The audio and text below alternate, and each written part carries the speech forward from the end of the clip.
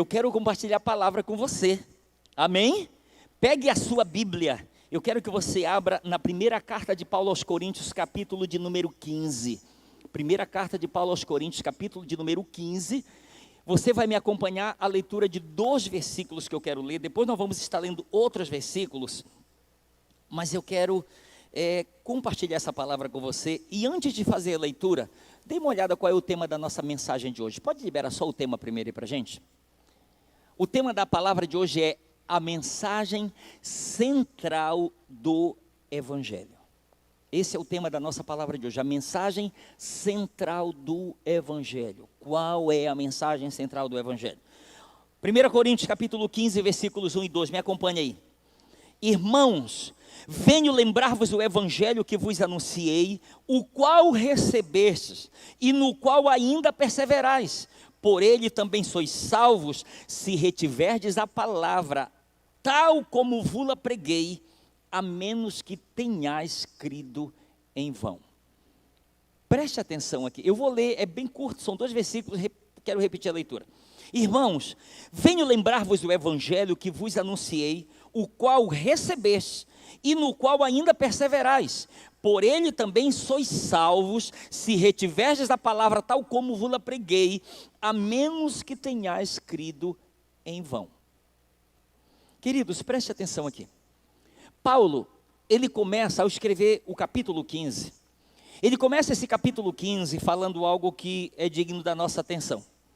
Ele começa escrevendo aqui e ele nos deixa claro uma coisa, que receber Cristo, como muitos nós usamos, aceitar Jesus Cristo, eu prefiro usar o termo, baseado em João capítulo 1, versículo 12, mas a todos quantos o receberam.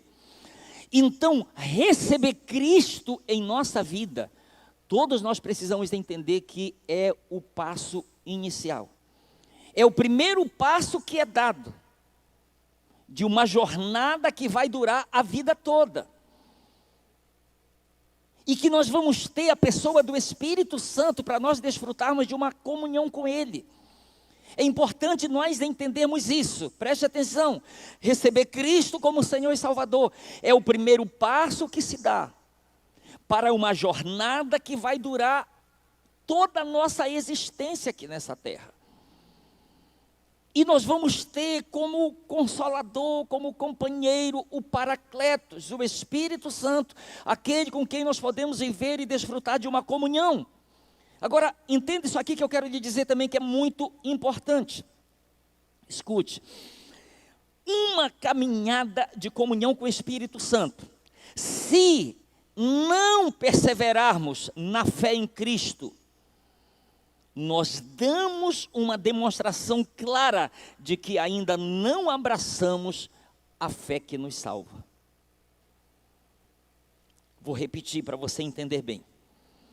Se nós não abraçarmos a nossa fé em Cristo como deve, se nós não perseverarmos nessa caminhada com Ele, nós vamos estar dando uma demonstração clara de que verdadeiramente nós ainda não abraçamos esta fé que nos salva.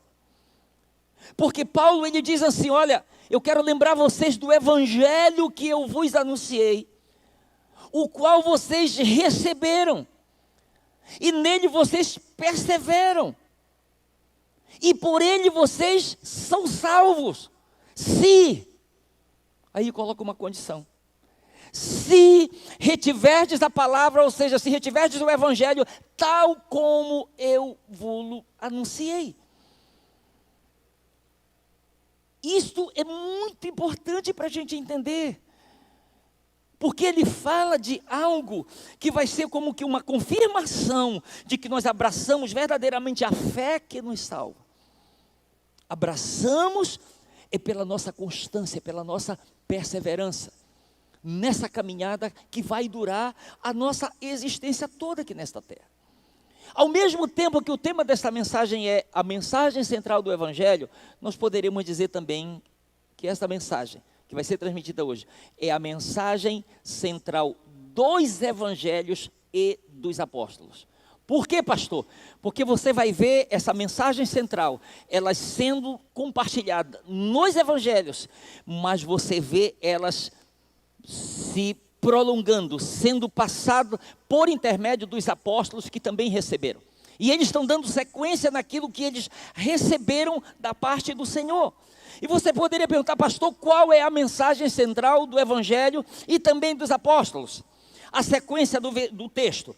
1 Coríntios capítulo 15, versículos 3 e 4. Olha o que Paulo diz como uma mensagem central do evangelho. Ele diz, antes de tudo, vos entreguei o que também recebi, que Cristo morreu pelos nossos pecados, segundo as Escrituras, e que foi sepultado e ressuscitou ao terceiro dia, segundo as Escrituras. Então ele está pegando isso como um centro do evangelho, a mensagem central do evangelho. Qualquer outra coisa pode ser pregada dentro do evangelho, mas esse coração aqui, ele não pode ser negligenciado. O centro da mensagem, que é esta aqui, não pode ser negligenciada por ninguém. Não pode ser negociado isso. Entende? Porque ele diz, olha, o que eu passei para vocês foi o que eu recebi. Então Paulo está dizendo, eu não alterei, não aumentei, não diminuí. É muito claro isso aqui, eu acho tremendo isso aqui, como ele diz. Ele não está tentando criar, ser criativo, sabe? Não, ele está passando na sua essência. O que eu recebi é o que eu entreguei. Aí tem a pergunta, de quem ele recebeu isso? Eu vou já lhe falar aqui, baseado na palavra, mas eu quero que você guarde isso aqui, a mensagem central do evangelho. Primeiro ponto, ele diz, Cristo morreu pelos nossos pecados, segundo as Escrituras. Então entenda isso aqui, esse é o primeiro ponto, tá? Cristo morreu pelos nossos pecados segundo as Escrituras. Então Jesus Cristo, o que ele fez? Ele assumiu a forma humana, ele habitou fisicamente entre nós, como está em João capítulo 1, versículo 14, e o verbo virou gente e habitou entre nós, cheio de graça e de verdade, vimos a sua glória como a glória do unigênito do Pai. Ele assumiu a forma humana, ele esteve entre nós, viveu e morreu, sem pecado, porém sendo pecador. Como é que é esse negócio, pastor? Cristo morreu sem ter cometido nenhum pecado. Por que tinha que ser assim? Porque já na lei, que era a sombra daquilo que haveria de vir, que haveria de acontecer, a lei já exigia, se ia se oferecer um cordeiro, um cabrito, um novilho para Deus, a exigência de Deus qual era? Tem que ser 100% sem defeito, porque senão eu não aceito. Então Jesus Cristo, ele precisava de fato ser esse cordeiro sem defeito, para que a sua oferta pudesse ser aceita pelo Pai, para que o seu sacrifício pudesse ser aceito. E olha o que Pedro diz, 1 Pedro capítulo 1, versículos 18 e 19. Sabendo que não foi mediante coisas corruptíveis como prata ou ouro, que foste resgatado do vosso fútil procedimento, que vossos pais vos legaram, mas foi pelo precioso sangue, como de cordeiro sem... Meu Deus, o que está acontecendo? Penso que estão me acompanhando aqui, gente. Pastor Rubem Nilson, me ajude.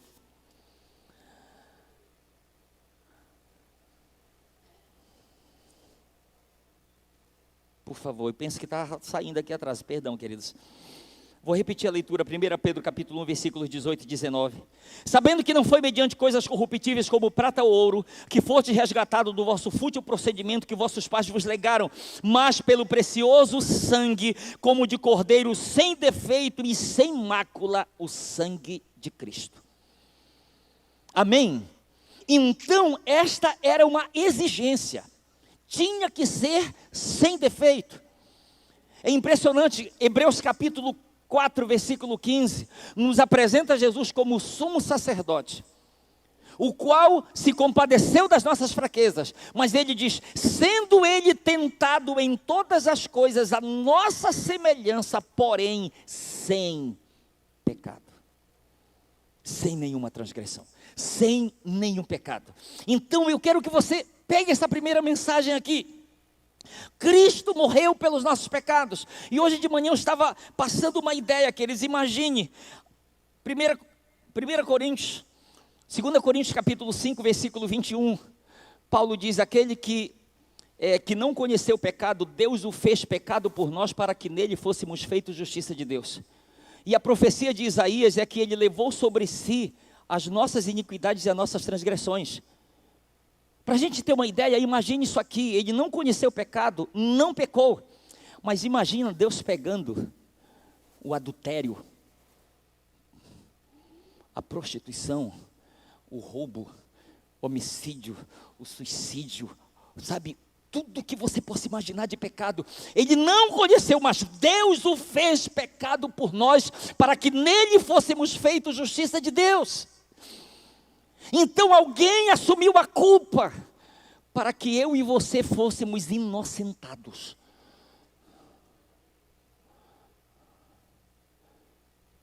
Alguém se tornou culpado por mim e por você, porque a culpa era nossa. Vimos na semana passada, Isaías disse, ele levou sobre si as nossas iniquidades e as nossas transgressões, não eram dele, eram nossas, minhas e suas.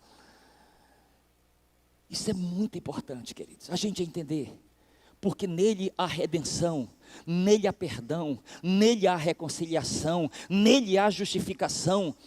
E se nós não entendermos e não recebermos isso, nós vamos comparecer diante dele com tudo aquilo que era nosso. Você entende? Quem está entendendo o que eu estou falando, gente? Você entende? Se ele já levou e eu não recebo, eu vou comparecer com as minhas mentiras, os adultérios, fofoca, tudo que você imaginar, é assim que eu vou comparecer diante dele. Deixa eu lhe dar um exemplo. No Velho Oeste dos Estados Unidos, já contei uma vez isso aqui, não sei se você lembra. No Velho Oeste dos Estados Unidos, um jovem, ele cometeu um crime passível de morte por enforcamento. E o juiz daquela cidade o sentenciou para que ele morresse. Estava sentenciado à morte, estava preso até o dia em que ele seria morto por enforcamento. Só que os moradores daquele lugar se compadeceram daquele jovem e começaram a interceder por ele, para o juiz o perdoar, não o matar, e muita intercessão, até que o juiz resolveu dar uma chance para ele. O que o juiz fez? O juiz disse, olha, eu vou dar uma oportunidade para esse jovem. O juiz se vestiu todo de terno, sabe, tudo de paletó, gravata, se arrumou, e pegou uma Bíblia, se arrumou como um pastor, todo de paletó, gravata, terno, colocou uma Bíblia, pegou uma Bíblia e colocou dentro da Bíblia a carta de perdão para aquele jovem. E o juiz foi lá na delegacia, e chegou lá, pediu permissão, ele chegou na porta da cela, onde o rapaz estava, ele disse, ei jovem, vem aqui que eu tenho algo aqui para dar para você. Só que o jovem imaginava que era um pastor, que já estava com aquele sermão pronto para pregar, e o jovem olhou para ele e disse, olha, vai embora que eu não quero ouvir o que você tem para mim não. Eu não quero que você tenha para mim. Mas jovem, é algo muito importante que eu tenho aqui para dar para você. Eu trouxe algo para dar para você aqui. E ele disse, não, eu não quero. E começou a desdenhar, começou a xingar, começou a ofendê-lo. E o juiz não pôde fazer nada. Infelizmente, não pôde. O juiz virou as costas e saiu de lá. Quando o juiz saiu, o carcereiro chegou até a porta daquela cela e disse, rapaz, você é muito burro. Você é muito ignorante. Você sabe quem era aquele homem que estava aqui? Aquele homem que estava aqui, ele não era um pastor. Ele era o juiz daqui da cidade. E você sabe o que ele tinha dentro daquela Bíblia? Ele tinha a sua carta de perdão. Se você o recebesse hoje, você seria absolvido e você não iria morrer. Chegou o dia da morte daquele rapaz por enforcamento. E quando ele já está lá posicionado com a corda no pescoço, alguns talvez saibam como é que é o nome daquilo que se abre embaixo, para que a pessoa fique presa só pela corda e morra enforcada. Quando ele estava lá, ele pediu oportunidade para falar. E lhe deram a oportunidade, e ele disse o seguinte, olha, eu quero falar para vocês que estão aqui me ouvindo.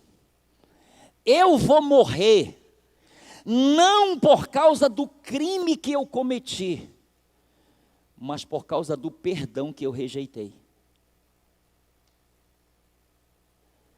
Ouça o que eu vou lhe dizer para você não esquecer.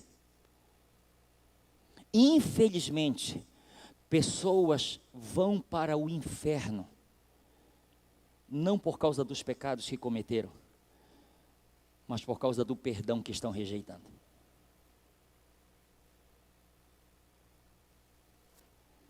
Ele já pagou o preço.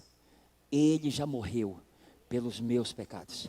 Ele já morreu pelos seus pecados. Isso faz sentido para alguém aqui? Isso aqui faz sentido para alguém? Por que o Elcio pagar? Se alguém infinitamente mais melhor que o Elcio já pagou o preço. Não faz sentido isso. Então é triste falar isso, mas infelizmente, tem gente que vai para o inferno, queridos, infelizmente, vai viver eternamente distante de Deus, não por causa dos pecados que cometeu ou está cometendo, mas por causa do perdão que ainda continua rejeitando. Segundo, ele diz, Cristo morreu pelos nossos pecados segundo as Escrituras. Segundo, ele diz, foi sepultado segundo as Escrituras. Aí você me pergunta, pastor, por que ele foi sepultado? Porque ele morreu como um ser humano. Ele morreu como um ser humano, como qualquer outro. Isaías 53, 9, Isaías diz assim, designaram-lhe a sepultura com os perversos, mas com o rico esteve na sua morte, posto que nunca fez injustiça, nem dolo algum se achou em sua boca. Eu acho isso tremendo, porque as Escrituras, elas fazem uma separação. Tipo assim, olha, Cristo, ele foi designado com os perversos, na sua morte. O que isso significa? É como se dissesse, olha, ele morreu junto com outros dois ladrões, joga ele como se fosse do mesmo buraco, enterra ele no mesmo lugar. Mas o Senhor disse, opa, não, ele não cometeu nenhuma iniquidade, nenhuma injustiça, dá uma sepultura dos ricos para ele. Aí José de Arimateia aparece em cena, uma sepultura nova que nunca ninguém tinha usado, e Jesus é sepultado lá, porque ele é separado dos pecadores, porque nunca cometeu pecado nenhum. Isso eu acho tremendo demais, eu acho lindo demais isso. Designaram-lhe a sepultura com os perversos, mas com um rico esteve na sua morte. Isso é tremendo, sim ou não, gente? Amém? Então, guarde isso. Segundo, ele foi sepultado segundo as Escrituras. Preste atenção nisso aqui. Terceiro, ele ressuscitou segundo as Escrituras. Gente, eu dei liberdade hoje de manhã, vou dar de novo agora à noite. Opa, aleluia! Agora que eu vi Jesus, mistério. Gente, eu vou falar dos 3 pontos. Se você quiser, eu vou lhe dar liberdade bem rápido. Você tirar essa poltrona do lugar, levantar para cima, sacudir, depois devolve. O que eu vou dizer? Porque eu quero que você me fale sobre a mensagem central do Evangelho. Qual é a mensagem central do Evangelho? Acabei de falar para você, são 3 pontos. Você vai falar comigo o primeiro, o segundo, e quando chegar no terceiro, pelo amor de Deus, não fique calado. Pelo amor de Deus, eu lhe peço, não fique calado. Vamos ver a mensagem central do Evangelho. Você vai repetir comigo lendo. Primeiro, 1, 2, 3 já. Cristo morreu pelos nossos pecados segundo as Escrituras. Segundo, foi sepultado segundo as Escrituras. E terceiro, ressuscitou segundo as Escrituras. Aleluia! Ele vive. Amém? Queridos, parem para vocês pensarem comigo. 2000 anos é muito tempo para sustentar uma mentira, né? Você já pensou no negócio? Isso é mentira! Gente, que é isso? Como é que alguém suporta ficar contando uma mentira por tanto tempo? Ganha o que com isso? Nada. Que isso? Ganha forca, ganha morte? Não faz sentido isso. Quem está me acompanhando nesse raciocínio aqui? Pastor, há 2000 anos estão falando que esse Jesus ressuscita, o negócio é sério. Porque senão já tinha caído por terra, gente, todo o argumento já tinha caído por terra. Mas vem geração, vai geração, vem geração, vai geração, e a geração que está vindo está ouvindo, ele ressuscitou. Vai geração, a próxima geração, ele ressuscitou. E a próxima, ele ressuscitou, ele ressuscitou, ele ressuscitou, ele ressuscitou, ele está vivo.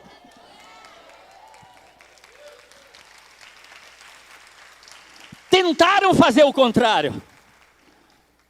Existia 4 escoltas de soldados na porta do túmulo guardando. Porque o inimigo já estava trabalhando. Olha, aquele embusteiro disse que no 3º dia ele ia ressuscitar. Então coloque guardas lá, cele a pedra do túmulo e coloque guardas lá para ficar vigiando. Foi feito. Na madrugada, Jesus ressuscita. Quem vê tudo? Os guardas. Os guardas viram tudo. Você sabe o que eles fazem? Eles vão de lá, saem correndo e vão procurar as autoridades e dizem, relatam tudo. Eles dizem tudo o que eles viram, tudo o que aconteceu. Você sabe o que eles fazem para abafar o caso? Subornam eles. Deram uma certa quantia em dinheiro e dizendo, olha, vocês vão contar a seguinte história. Os discípulos vieram durante a noite e roubaram o corpo dele. E você sabe o que está escrito? Que esta notícia, ela se espalhou. E mesmo essa notícia se espalhando, mais de 2000 anos se passaram. E a mesma informação continua. Ele está vivo. Ele ressuscitou. Ele ressuscitou. Escute. Pega essa frase aí comigo.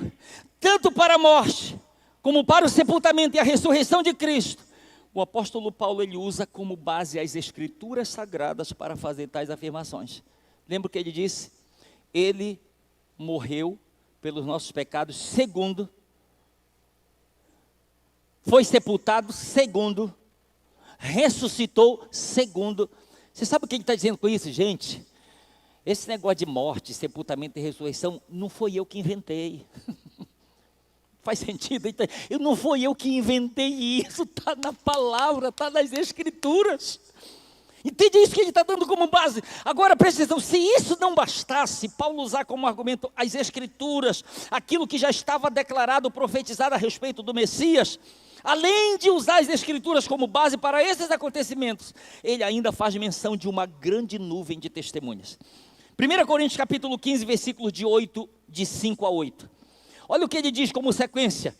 E apareceu a Cefas, e depois aos 11, depois foi visto por mais de 500 irmãos de uma só vez, dos quais a maioria sobrevive até agora, porém alguns já dormem. Depois foi visto por Tiago, mais tarde por todos os apóstolos, e afinal, depois de todos, foi visto também por mim, como por um nascido fora de tempo. Gente, imagina o que é 500 pessoas de uma só vez ver o homem ressuscitado. Meu Deus, aí imagina todo mundo indo para o seu trabalho, para a sua escola, para o seu bairro. Todo mundo indo com a mesma notícia. Ele está vivo. Por que você sabe? Quem fez essa lavagem cerebral em você? Eu vi. Ele apareceu para mim. Até para um Pedro que já tinha desistido, porque negou. A Bíblia diz que ele apareceu para ele em particular. Ele foi atrás dele para trazê-lo de volta. Ele apareceu para Cefas. Apareceu para um Tiago, seu irmão incrédulo, que a Bíblia diz que nem os seus irmãos criam nele. A Bíblia diz que depois da ressurreição ele apareceu em particular para Tiago. Apareceu para os 11, mas está escrito que ele apareceu para mais de 500 de uma só vez. Glória a Deus. Agora olha aqui para mim. Quem já se questionou sobre essa contagem dos 3 dias? Pastor, 3 dias, mas só que foi sexta-feira à tarde. sábado o dia todo e domingo já de madrugada. Na minha conta não dá nem 2 dias completos. Sinceramente, quem já se questionou sobre esses 3 dias aí? Levanta a mão, vamos lá, mais gente, vai. Deve ter, você está aí. Vamos lá, todo mundo, sinceramente, quem já se questionou sobre esses 3 dias dos quais Jesus falou? E levanta a mão aí. Ok. Deixa eu ler um texto com você aqui bem rápido. Mateus capítulo 12, versículos 39 e 40. Ele, porém, respondeu: uma geração má e adúltera pede um sinal, mas nenhum sinal lhe será dado, senão o de do profeta Jonas. Porque assim como esteve Jonas 3 dias e 3 noites no ventre do grande peixe, assim o Filho do Homem estará 3 dias e 3 noites no coração da terra. Pastor, como é que eu entendo esse negócio aqui? Você precisa entender uma coisa importante. Para o judeu, uma parte do dia já representava um dia inteiro. Entende? Para o judeu, vou repetir, uma parte do dia já representava o dia todo. Então é contado a partir da sexta-feira à tarde, o sábado o dia todo e a madrugada do domingo. Então, se era contado uma parte do dia como o dia todo, então conta sexta, sábado e domingo. 3 dias de acordo com aquilo que Jesus falou. Entendeu? Essa é interessante, é muito interessante a explicação para a gente entender que isso faz sentido, ok? Agora deixa eu passar aqui para lhe falar, continuar aqui em algo importante para a gente chegar nessa parte final. O apóstolo Paulo, olha o que ele diz, 1 Coríntios capítulo 15, versículo 3, a parte A, ele diz assim: antes de tudo vos entreguei o que também recebi. Ele está dizendo, eu recebi o que eu entreguei para vocês. O versículo 1, a parte A, ele diz assim: irmãos, venho lembrar-vos do evangelho que vos anunciei. O evangelho que eu anunciei para vocês foi o evangelho que eu recebi. Mas a grande pergunta é: de quem Paulo recebeu este evangelho?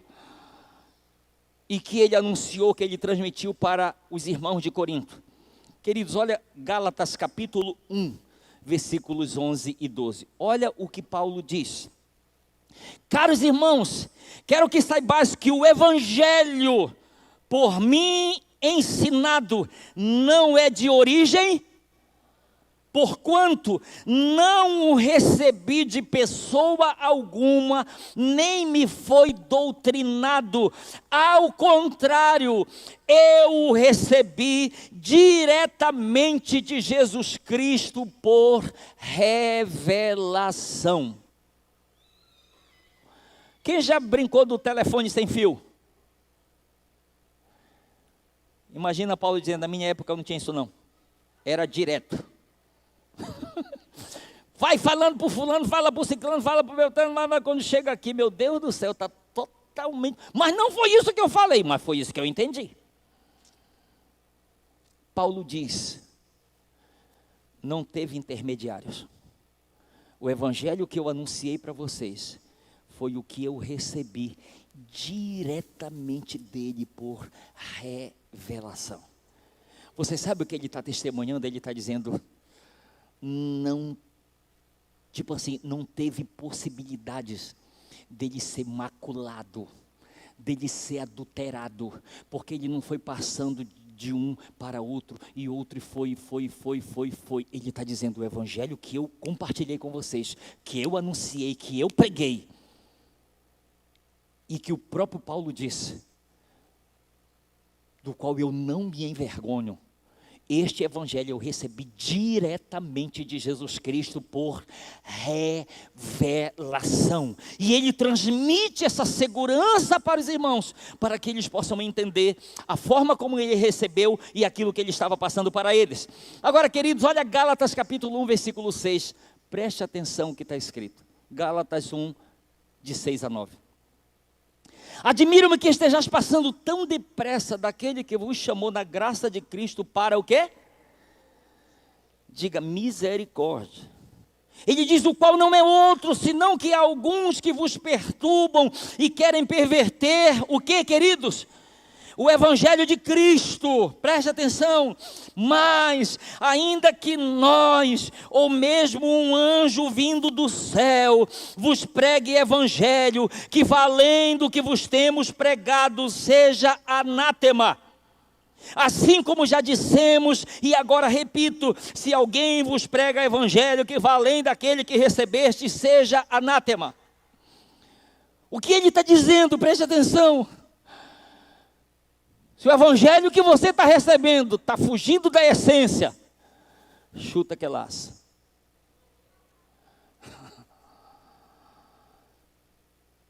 Você está falando de quê, pastor? Estou falando de um quinto evangelho. Existem 4 na Bíblia. Qual é esse quinto evangelho? É aquele evangelho que eu quero que ele se adeque à minha realidade de vida. Eu não quero me adequar ao evangelho, à centralidade do evangelho. Se ele se adequar a mim, eu aceito, senão ele fica para lá e eu para cá. Paulo diz, existe a essência dele, existe a centralidade dele, muita coisa a respeito do evangelho pode ser pregado, mas a partir do momento em que ele é adulterado, que é desviado do seu coração, da sua centralidade, eu não recebo. Quem está me entendendo o que eu estou falando aqui? Jesus disse, ide por todo mundo, Marcos 16, 15, e disse-lhes, ide por todo mundo, me ajude aí, ide por todo mundo e... Eu quero fazer uma pergunta, quem crê no evangelho de Jesus Cristo? Pode ser mais forte, quem crê no evangelho de Jesus Cristo? Preste atenção que eu quero lhe falar 4 coisas aqui para eu encerrar e orar com você. Eu vou lhe fazer a pergunta e eu vou dar sequência aqui, preste atenção. A pergunta é, quem crê no evangelho de Jesus Cristo? Então, tenha certeza que ele é o poder de Deus para a salvação de todo aquele que crê. Segundo, quem crê no evangelho de Jesus Cristo? Então, não negocie a centralidade dele. Morte, sepultamento e ressurreição. Quem crê no evangelho de Jesus Cristo? Então tenha certeza que Cristo morreu por causa das nossas transgressões e ressuscitou por causa da nossa justificação. E eu pergunto, quem crê no evangelho de Jesus Cristo? Então pregue-o, pois ele é eterno. Porém, nós não temos a eternidade para pregá-lo. Pegou aí? O evangelista Reinhard Bonnke disse, o evangelho é eterno, mas nós não temos a eternidade para pregá-lo. Nós não temos. Nosso tempo aqui ele está contado. É uma passagem. Então, se você crê nesse evangelho, retenha tal como ele tem sido anunciado. Não negocie, não adultere, não se adeque a esse evangelho. E eu vou falar uma coisa aqui. No dia em que a mensagem do evangelho, guarde isso aqui, não estava programado. No dia em que a mensagem do evangelho levar você a ficar rangendo os dentes, com raiva do pregador, você vai ter 2 opções. Primeira opção, você pode apedrejá-lo, como fizeram com Estevão. Ou segunda opção, você pode permitir que o evangelho verdadeiramente puro, ele alcance a sua vida, o seu coração e produza a transformação desejada por Deus. Porque o que tem acontecido quando o evangelho vai de encontro àquilo que eu não gosto, pedrada no pregador. Foi como fizeram com Estevão. Pode olhar, Atos capítulo 7. Ele pregando o evangelho. Não gostei. Começaram a ranger os dentes de tanto ódio. Levaram ele para fora da cidade e o apedrejaram. Estevão morreu, mas não negociou o evangelho. Mas eu posso receber esse evangelho, não levá-lo a uma mudança, mas permitir que ele produza uma mudança na minha vida. Amém, queridos?